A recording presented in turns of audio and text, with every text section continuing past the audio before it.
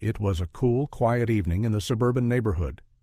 The sun had just begun its descent behind the horizon, casting a soft golden light over the streets. It was the kind of peaceful evening when everything seemed normal, when nothing unusual was expected to happen. This was exactly how Jamal felt as he made his way home from the local community center, where he had spent the last few hours volunteering at an after-school program for younger kids. Jamal, a 17-year-old black teen, was the embodiment of focus and determination. He was a straight-A student, well-liked by his teachers and known for his commitment to his education and community. His ambition was clear to everyone around him. He wanted to attend college on a full scholarship, a goal that fueled his every action. Tonight was just another evening like any other, walking home after a productive day, enjoying the calm of the neighborhood, lost in thoughts about his future. As Jamal walked along the quiet streets, the rhythmic sound of his sneakers hitting the pavement was the only noise that accompanied him. His neighborhood was mostly residential, with rows of small houses surrounded by neatly trimmed lawns and quiet streets. It was the kind of place where everyone knew each other, where life moved at a slow, predictable pace. The late afternoon sun cast long shadows over the sidewalks, and the air had a refreshing chill to it, making the walk even more pleasant. Jamal was looking ahead, not noticing much of his surroundings other than the familiar sights. Houses with Christmas lights still up, neighbors chatting on their porches, and children riding their bikes down the street. The world around him was quiet, untroubled, and safe. But as Jamal rounded the corner near his home, his peaceful walk was interrupted by the sudden flash of red and blue lights. The noise of a police siren pierced the air, sending a wave of confusion through Jamal's mind. Without warning, a police car slowed down and stopped right beside him. He glanced over at the vehicle and saw a middle-aged white officer behind the wheel. The officer's eyes locked onto Jamal with a gaze that felt unwelcoming, even hostile. Jamal instinctively straightened his posture and glanced back down the street, not sure why he felt a sudden unease. The officer rolled down his window and spoke in a sharp tone. "Hey, you, stop right there." Jamal's heart skipped a beat. He hadn't done anything wrong, yet he felt his pulse quicken. "Yes, officer?" he asked politely, his voice calm but with an edge of uncertainty. The officer's eyes narrowed as he looked Jamal up and down, scanning his clothes, his face, his every detail. "What are you doing around here?" the officer asked, his voice laced with suspicion. There was no reason for such an inquiry. Jamal lived just a block away, but the officer's tone made it clear that he wasn't asking out of curiosity. "I'm just walking home from volunteering at the community center," Jamal responded, trying to keep his voice steady. He didn't feel the need to explain further, but something in the officer's posture told him that wasn't going to be enough. The officer's gaze lingered on him, then flicked toward the neighborhood around them. He seemed to be scrutinizing Jamal as though searching for any reason to escalate the situation. The officer's expression was cold, almost dismissive, like he had already made up his mind about Jamal without even hearing him speak. There was an unmistakable air of bias in the officer's demeanor. The way he looked at Jamal, like he was something to be wary of, something out of place in a neighborhood like this, was palpable. It wasn't just the way he dressed, as Jamal wore a clean, plain hoodie and jeans, typical for someone his age. It wasn't even the way he spoke, with the respect and courtesy he had been taught to offer any authority figure. No, it was something deeper, a silent judgment that Jamal couldn't escape. The officer finally spoke again, this time his voice dripping with an accusation. "You know, I've had reports of suspicious activity around here. People like you," he paused, as if picking his words carefully, "don't belong around here at this hour." Jamal felt a chill run down his spine. His eyes widened slightly. "I live here," he said, his voice now tinged with confusion and a hint of frustration. "I'm not doing anything wrong. Just heading home." The officer, however, was no longer interested in listening. His face had hardened, and Jamal could see the quick judgment in his eyes. Without any real cause or evidence, the officer had decided that Jamal was guilty of something he couldn't quite put his finger on, but something he had already decided in his mind. 2. The arrest, conflict, 2,000 words. The officer's cold, calculated gaze remained fixed on Jamal as he spoke again. "You've been walking around here long enough. What exactly are you up to, huh?" His voice was laced with authority, but there was something more, an undeniable hint of accusation. Jamal's pulse quickened. "Just walking home, officer," Jamal said again, trying to stay calm, though he felt an uneasy knot forming in his stomach. He had always known how important it was to keep his composure in situations like this, especially with a police officer who seemed like he was ready to escalate things. He had no idea why the officer was treating him like this, but he didn't want to provoke him further. "I'm just heading home after volunteering at the community center." The officer, however, seemed unimpressed. He glanced over Jamal's shoulder as if looking for something, anything that could confirm his suspicions. He turned back to Jamal, his eyes narrowing. "Volunteering, huh?" he repeated, a mocking edge in his voice. "So you think you're just going to walk through this neighborhood at this time after a long day of volunteering, like nothing suspicious?" He took a step closer to Jamal, now invading his personal space. "You're not from around here, are you?" Jamal's eyebrows furrowed in confusion. The officer's words didn't make sense. This was his neighborhood. He had lived here his whole life. He wasn't a threat, and he certainly wasn't doing anything wrong. His hands instinctively went into his pockets as a natural reaction to the officer's increasingly aggressive tone. He wanted to show he wasn't carrying anything harmful, but his every move seemed to make the officer more suspicious. "No, officer, I live just a couple blocks down," Jamal responded, trying to keep his voice steady. "I'm really just heading home."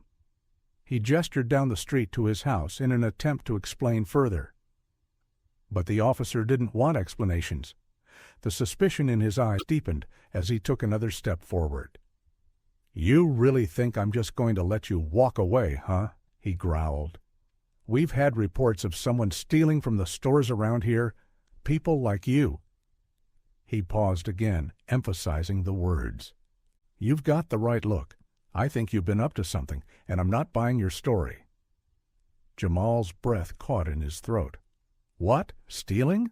I haven't stolen anything," he protested, his voice rising slightly. "I'm not even near any stores, officer. I'm just trying to get home." But the officer wasn't listening. He reached out and grabbed Jamal by the arm. "You're coming with me," he barked, his grip tight and unyielding. The force of the officer's hand on his arm was jarring, and Jamal felt a wave of panic rise in his chest. "You think I don't know when someone's guilty? You're not going anywhere until I figure out what you've been doing." Jamal yanked his arm back and his heart racing. "Let go of me. I haven't done anything wrong." His voice shook with a mix of fear and frustration. He had never been in a situation like this before. He had never been arrested. The officer's behavior made no sense, but at the same time, Jamal couldn't shake the feeling that the officer wasn't going to let him go, no matter how innocent he was. "I said you're coming with me," the officer snapped again, this time pulling his handcuffs from his belt. The cold metal clinked as it was fastened tightly around Jamal's wrists. The sensation of being restrained was a shock to his system. His mind raced as the officer roughly spun him around and began walking him toward the police car. "Please, just let me go. I haven't done anything." Jamal's voice trembled with desperation. He was terrified, but the officer didn't respond, his focus unwavering as he pushed Jamal toward the vehicle. As they reached the car, a few neighbors began to notice the commotion. Some watched quietly from their porches, while others began to gather on the sidewalk, exchanging whispered words and glances. A few of them seemed concerned, stepping closer to the scene, but most stood at a distance, unsure of what to do.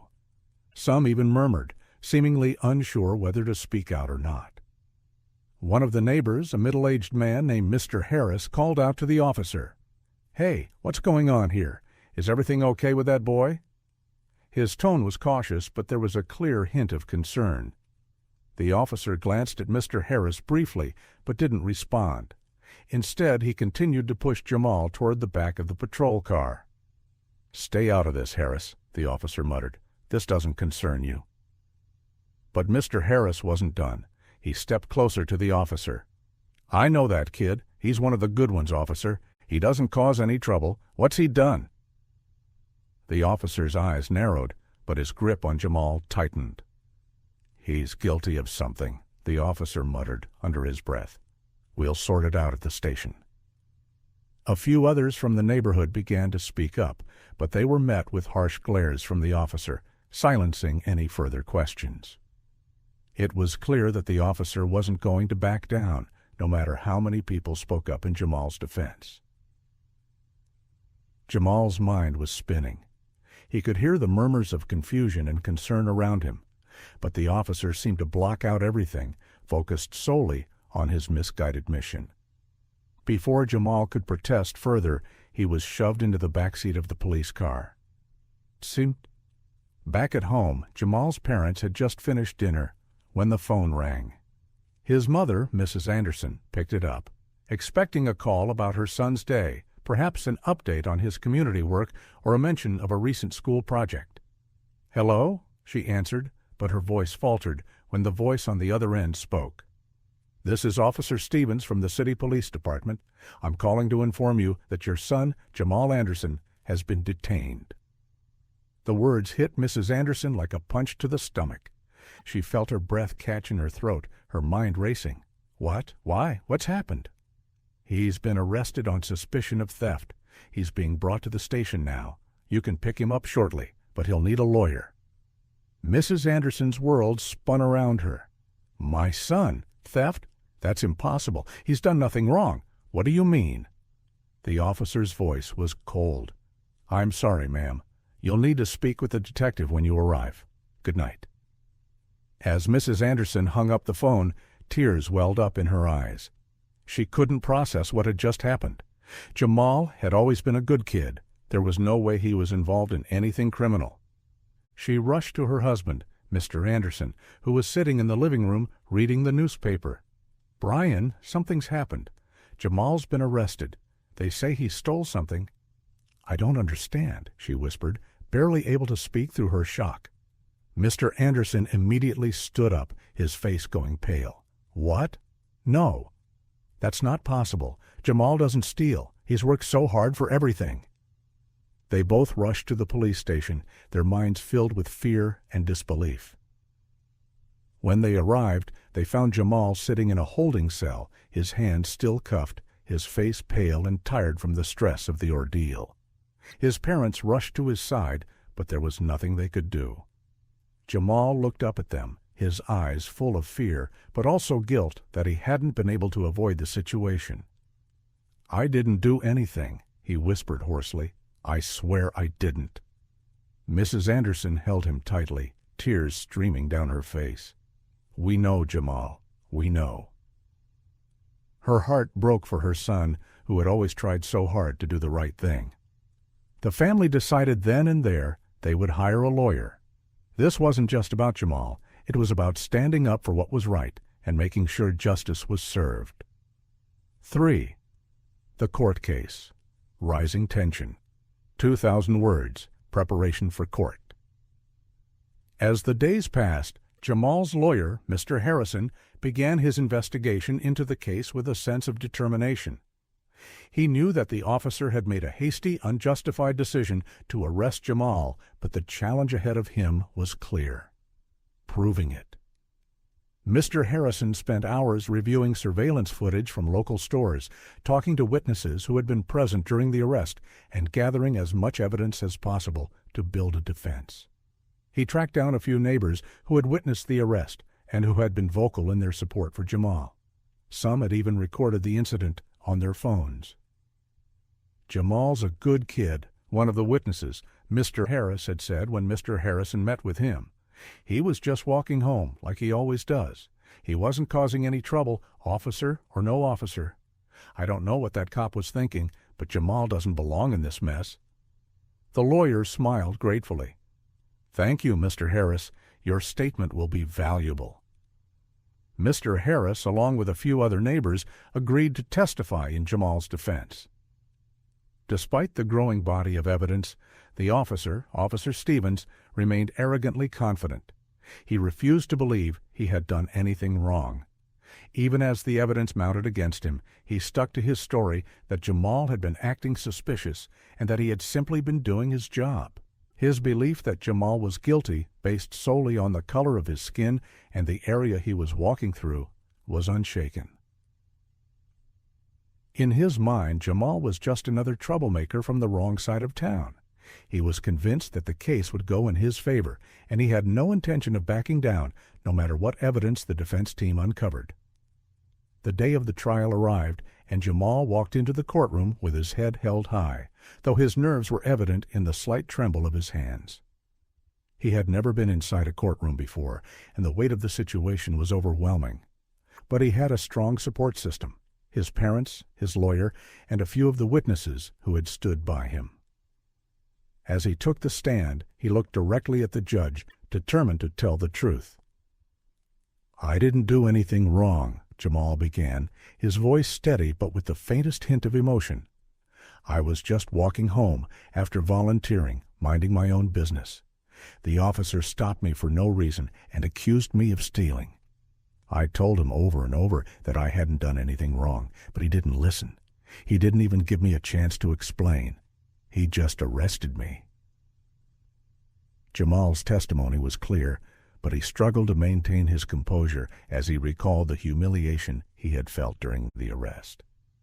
"He didn't let me explain. I tried to tell him I wasn't near any stores, that I didn't know anything about the theft, but he just kept accusing me, and then he arrested me." As he finished speaking, Jamal glanced at his parents in the gallery, their eyes filled with pride and concern. They had believed in him, and now he needed to be strong for them.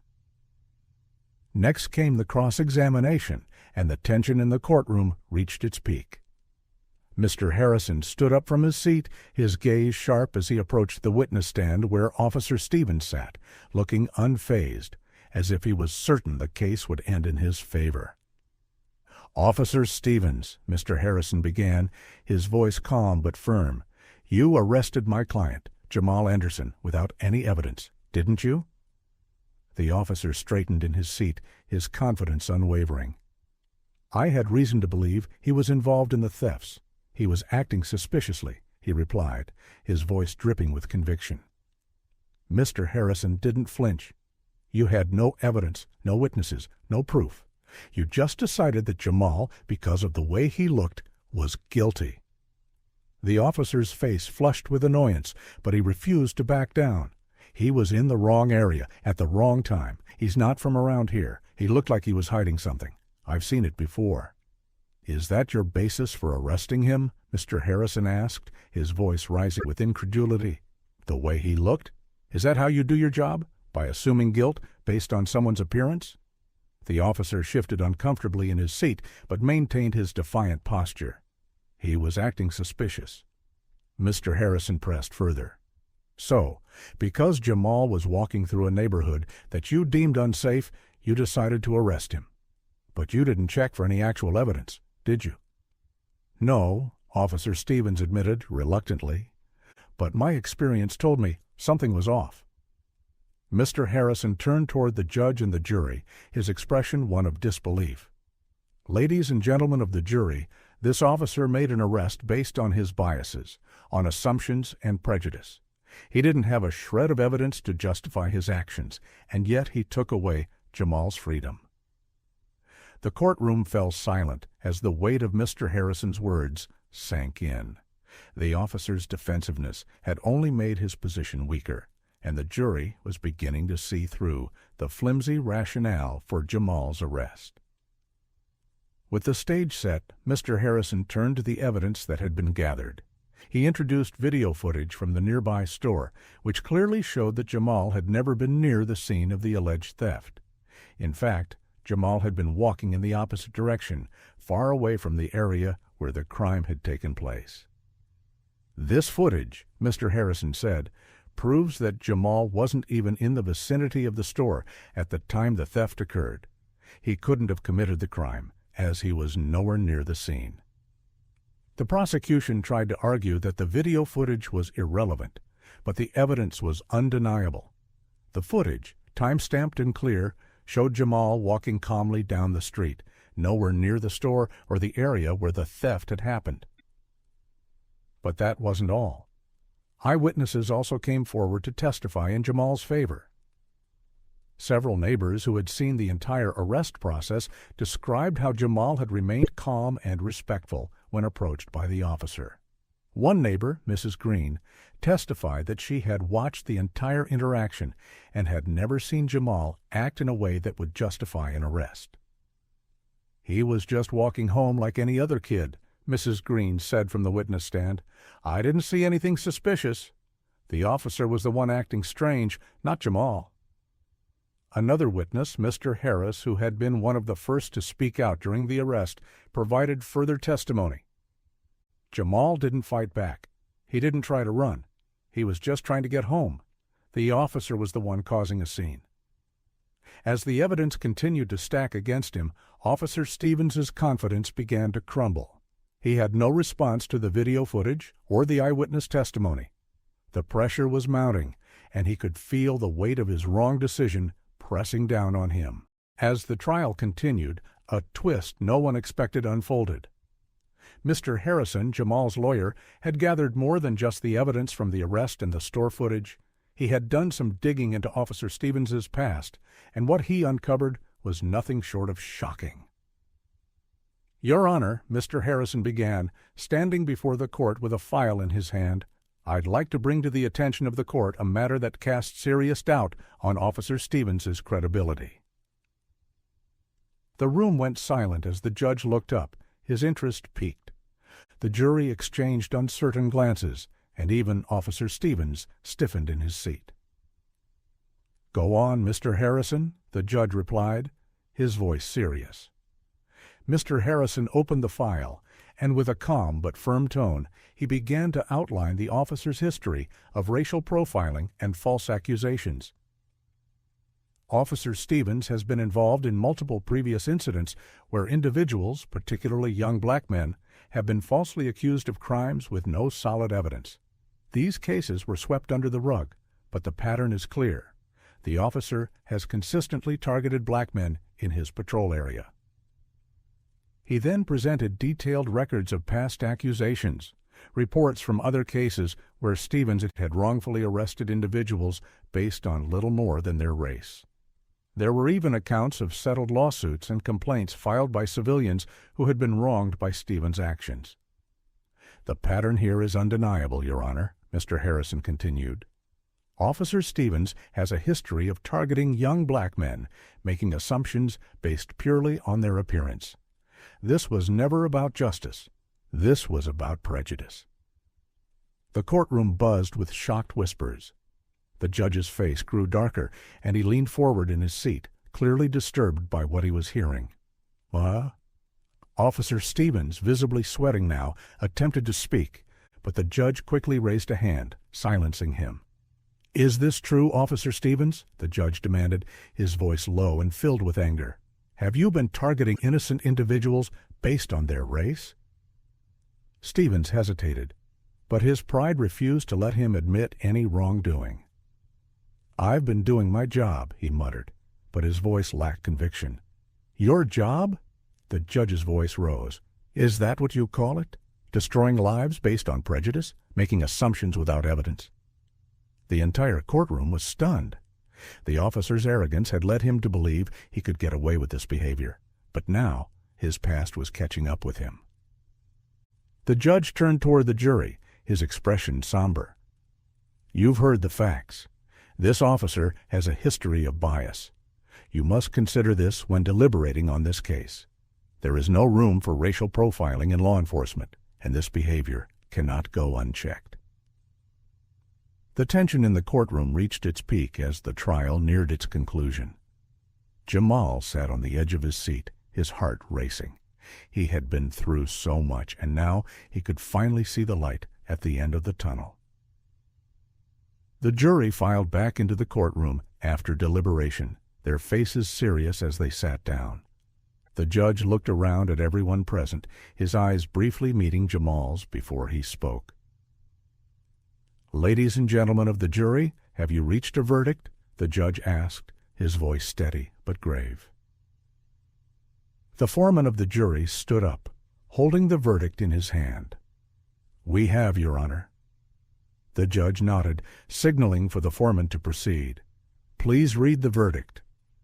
The foreman cleared his throat and began. "We, the jury, find the defendant, Jamal Anderson, not guilty of all charges."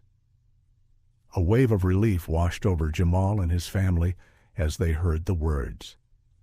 His mother, who had been holding her breath the entire time, let out a soft sob of relief, and his father's eyes glistened with pride. Jamal had been proven innocent. The truth had finally come out. But the courtroom's attention soon shifted back to the officer. The judge, still visibly angry, turned to Officer Stevens. "Officer Stevens, this court has heard not only the events of this case, but also the disturbing pattern of your past actions," the judge said sternly. "You have tarnished the reputation of law enforcement and harmed the very people you swore to protect. I am recommending a suspension from duty pending further investigation and disciplinary action." Stevens' face drained of color as the full weight of his actions hit him. He tried to protest, but the judge's words were final. "Your conduct is unacceptable. You will be held accountable for your actions, and I will ensure that justice is served, even if it is beyond this courtroom." The officer's shoulders slumped, and his defiance evaporated. It was clear he had underestimated the consequences of his actions, and now the truth had come out. As the judge declared the proceedings over, the courtroom erupted into a mixture of emotions. Jamal's supporters stood up, clapping and cheering. His parents embraced him, their tears of relief mingling with joy. Jamal, although overwhelmed, couldn't stop the smile that spread across his face. This victory was not just for him, but for every person who had ever been unjustly accused because of their race. His lawyer, Mr. Harrison, shook his hand firmly. "You did it, Jamal. You stood tall, and the truth came through." But it wasn't just Jamal who had won. The officer's actions had been exposed, and the community was left to reckon with the truth of racial profiling in law enforcement. The damage to Officer Stevens's reputation was irreversible, and his days as a police officer were numbered. As Jamal left the courtroom, the sun was setting outside, painting the sky in hues of orange and pink. The world seemed a little brighter now, and as Jamal walked out into the light, he felt a sense of hope that had eluded him just days before.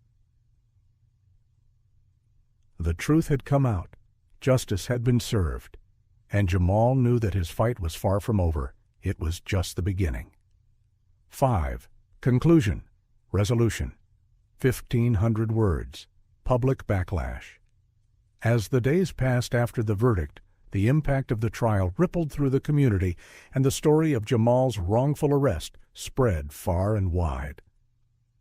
News outlets across the country picked up the story, and Jamal's name became synonymous with courage and justice. Media channels reported on the officer's past, his history of racial profiling, and the wrongful arrests he'd made throughout his career.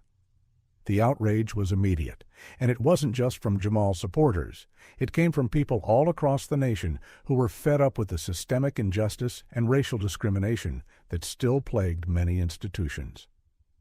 Officer Stevens faces suspension, and an internal investigation after court revelations exposed a troubling history of racial profiling, read the headline on one news channel, with a video of the trial playing in the background.